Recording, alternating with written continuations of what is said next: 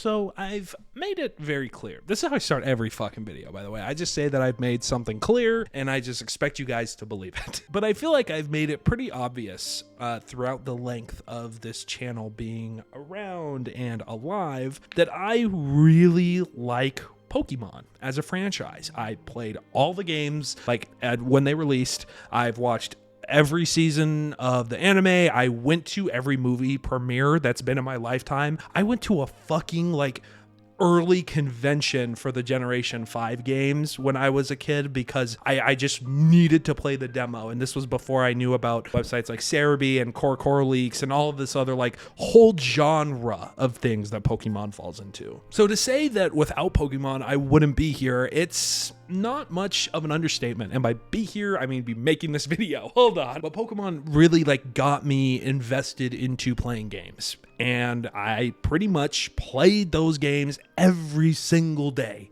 for every year that they've been out. Now, as I've gotten older, that habit has slowly died until recently, where I sat through and played every generation of Pokemon from start to finish over the last 3 weeks. Mind you, I don't do YouTube or stream or anything like that full time. I have a full-time fucking job that I work every single day. So for me, this was very much a challenge. I wanted to do this to challenge myself. And frankly, I had a lot of fun doing it. I know a lot of people like to shit on the newer generation of Pokemon games, and I'm sometimes in that camp, but we'll be in that camp in a little bit here. To kind of get you guys some groundwork, you guys know I purchased a GameCube a little bit ago. What you don't know is that I also purchased a modded 3DS XL, new 3DS XL, for, we're gonna say, scientific purposes. But I was able to load my copies of the older Pokemon games onto this new 3DS, and I was able to play them. I've played Pokemon Red, Pokemon Yellow, Fire Red, Ruby, Emerald, the Sinnoh games, so Diamond, Pearl. I played Diamond and Pearl, by the way. That's how much I hate myself. I played Diamond, Pearl, Platinum. I played Y, I want to say, because it was on the modded 3DS and I haven't never owned Y. I always owned X for some fucking reason. What else? Sun and Moon, Ultra Sun and Moon, the Omega Ruby Alpha Sapphires. I'm going out of order now because I'm just trying to remember all of them. I played the GameCube one, so I played Colosseum and XD Scale of Darkness or whatever, the one with the black Lugia, who's just the coolest fucking design ever, by the way. Those were the only two spin-off games, by the way, that I played. I did not touch the pinball game or anything like that. I only played the mainline games. I should make that clear. Played the Let's Go games. I played Sword and Shield and all of the fucking DLC for those games. I played fucking what's the one after that? Is it Shining Pearl, Brilliant Diamond, Shining Pearl. I played that one. I played Legends Arceus and Scarlet and Violet. And let me tell you, your boy had a blast. The entire time I was playing through these games, I was thinking, how am I going to make this video? Am I going to sit here? Am I going to rant to you about how much better the older games are? And the answer is no, I'm not going to do that because that's been fucking done to death. And frankly, as someone who occasionally falls into the Pokemon YouTuber algorithm on my homepage, I'm sick and tired of seeing these fucking videos pop up. I know it's important to talk about. I agree with pretty much everything all of these videos say. I think Game Freak is kind of lazy, but I also think it is more to blame on Nintendo for putting these harsh deadlines of making a new Pokemon game every single year, and Game Freak just not knowing how to optimize games really ever properly. What else did I play? I feel like Heart Gold, Soul Silver, and I played the OG Crystal. So I've literally played every fucking mainline game. Yeah, let's just talk about it. Playing the original Gen 1 games was just one of the most nostalgic things I think I've ever felt.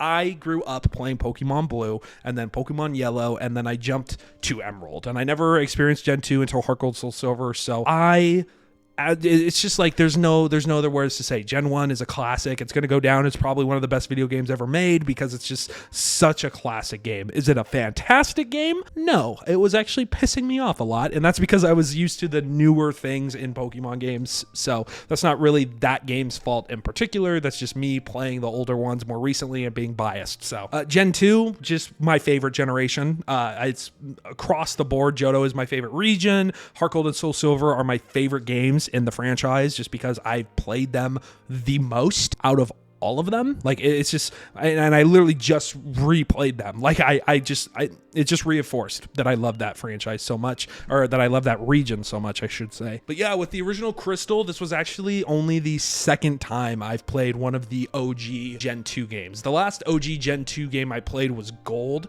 and then I've never played any other ones. So Crystal was a really fun experience because it felt new to me, and I just really liked that game. Gen 3, I mean, arguably one of the best generations. So much water. I'm a huge water fan, so I'm here for it. Like, I feel like being friends with YouTubers who really like water is affecting me, by the way. I'm just putting that out there. Gen 4, classic. I do have a hot take. I think that Brilliant Diamond and Shining Pearl might be the best way to experience Gen 4 if you don't have access to Platinum. I don't know, the speed of the newer kind of remakes, obviously the graphics are kind of hit or miss for people. I don't really care for them either way. I appreciate them trying to do the chibi style again, but just Gen 4 as a whole, great generation. Gen 5, chef's kiss. Like, I go back and forth between that one and Gen 2 being my favorite generation, but Gen 5 was like the second most I ever played. It was the first one in the franchise that I was actually able to pre-order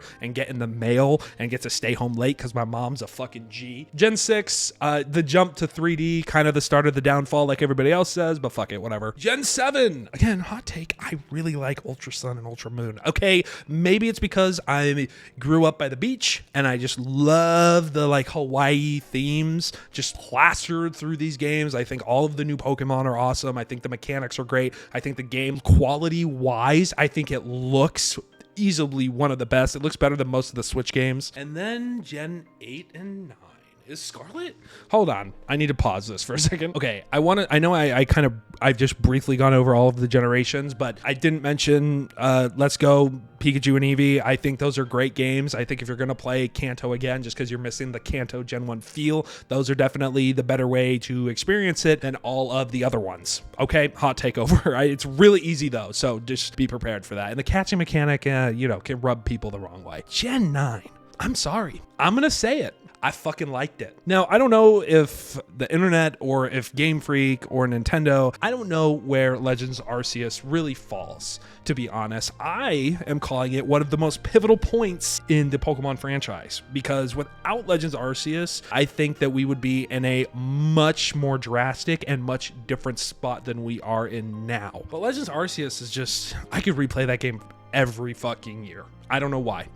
Something about it, I think it's just the openness of it compared to the other games. Obviously, Scarlet and Violet are a little more open, but I think that I do actually like the bare bones story in this game. I like the kind of twist with the overarching bad guy. I think, obviously, it's not that surprising of a twist, but I think that battle being easily the hardest in the entire franchise, besides maybe Gen 4 Cynthia at the time.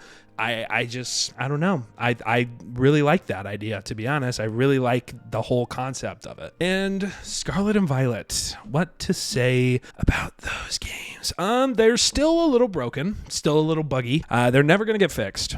And it's okay, because I think that at this point, it's just a part of their DNA to be fucking broken games, and it's low-key kind of funny. But I do think that the DLC for Scarlet and Violet was really, really good. I really like the teal mask and the island, whatever the King Island one was called. I thought that was really fun, and I really loved all the callbacks to Gen 5. Again, being a Gen 5 normie, I was just totally here for it. But yeah, that's my quick overview. I've replayed all of the games.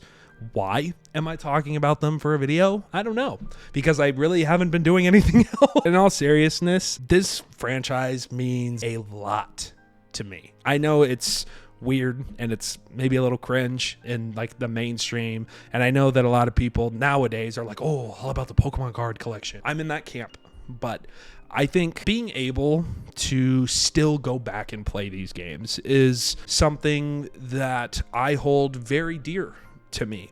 I'm slowly collecting all of them very hard, like physically. That's a very hard task and a very expensive task, so that's not going to be complete for a while. But I think that this franchise is easily the most important one to me. Just going back and remembering all of my first playthroughs for these games was not something I expected. I'll be a little candid here and a little open with the people who have stuck around this far. I don't have the best memory. I feel like at least, some sort of memory issue, and it probably stems from head injuries from football. I really appreciate being able to go back and play these games and just still have the same feelings that I had. Obviously, a lot of things that have changed, right? I mean, I feel like just by growing up, you become a much more realistic individual and you just become a lot more candid with life and what it throws at you. But I remembered being able to just go over to my best friend's house and just whipping out our DSIs or our DS Lites or our DSi XLs or whatever fucking DS it was at that point, and just playing the games. It was just such a, I don't want to say a magical experience because I sound like a fucking Disney adult. It feels like something that I wish I could go back to. And it's so much more than nostalgia for me. Obviously, I'm wearing my nostalgia glasses heavy right now and I'm just fucking going in head deep. But I definitely think that I appreciate what I'm able to play and how I'm able to play them a lot more now than I did before replaying these games. Did any of that make sense? I don't know, but let me know in the comment section down below what you think. Again, this video was really all over the place. I was a little more candid than normal, or a little more open than normal, I should say. And that's pretty much it. Thank you guys so much for watching and for subscribing and for commenting. Like, I know that some of my videos, it might be really hard to watch for some people because they're just all over the place. And that's just how I am as a person. So for those who comment either about the style of the videos or the topics or really anything, it's really awesome. And I appreciate you guys. So thank you guys so much for watching. And I'll see you guys in the next video. Take care.